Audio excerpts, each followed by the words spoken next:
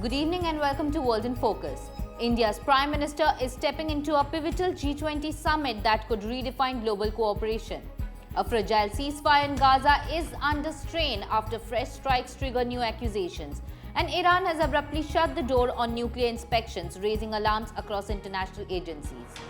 But the biggest shift is happening in the global energy system, and it's unfolding in real time. As US sanctions on Russian oil tighten, India is quietly but rapidly rewriting its entire crude supply strategy, sending shockwaves through tanker routes, Middle Eastern suppliers and global markets. What India does next could alter the balance of energy flows across Asia. Let's begin with the top headlines of the day. Indian Prime Minister Narendra Modi is in South Africa for this year's G20 Summit taking place in Johannesburg until November 23rd. The theme, Inclusive Growth for a Sustainable Future, places economic resilience at the center of the agenda. India's Ministry of External Affairs says Prime Minister Modi will address all three formal sessions, laying out India's stance on development, cooperation and sustainable recovery. Tensions have resurfaced in Gaza as Hamas accuses Israel of violating the ceasefire. The group says Israeli forces struck targets far beyond the agreed yellow line, which separates Israeli and Palestinian-controlled areas. The attacks hit neighborhoods in Zaytoun, Shujaiya and the southern city of Khan Yunis, leaving at least 32 people dead, including women and children, and dozens more injured. The situation has triggered renewed concerns about the fragility of the current truce. In Tehran, Iran has cancelled a key nuclear agreement just weeks after signing it. On Thursday, the government announced it was reversing its decision to allow the International Atomic Energy Agency to resume inspections at several sites. This came hours after the IAEA board passed a resolution demanding detailed explanations of Iran's enriched uranium stockpiles and nuclear activity without delay.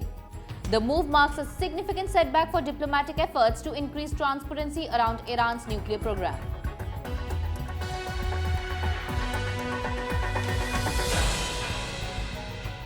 And now for our World in Focus deep dive, a closer look at how shifting global politics are reshaping the world's energy landscape, with India emerging at the center of a fast-changing equation.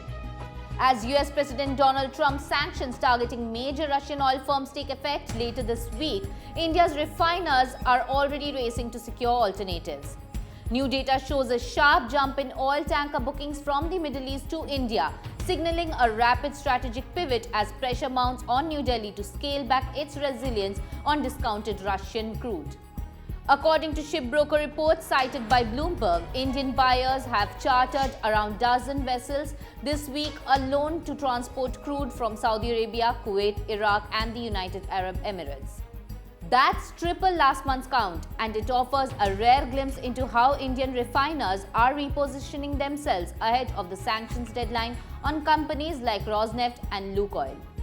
These bookings include some of the largest carriers in global shipping, very large crude carriers and Suezmax vessels, scheduled to load from late November through December. Shipbrokers also say India is still seeking additional vessels, a sign that refiners anticipate threatening supply conditions as Russian cargoes become harder to source. The surge in demand is already pushing freight rates to their highest level in 5 years, driven by limited fleet availability and heavy competition across Asia.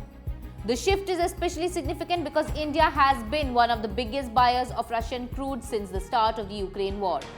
Purchases soared from barely 2% of India's imports before the conflict to over 35% last year, but the tide is clearly turning.